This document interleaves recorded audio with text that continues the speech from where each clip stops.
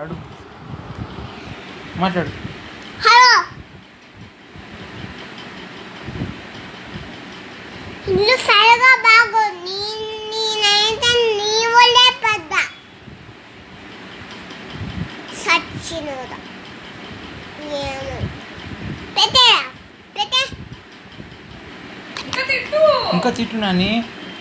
వాడి వాళ్ళే నీకు మళ్ళీ ఫోన్ చేసి మళ్ళీ తిట్టు. వాడి వాళ్ళే నువ్వు పడింది. చేశాడు, మాట్లాడు. వాడి వాళ్ళే నువ్వు పడ్డావు. హలో, ఎవరు?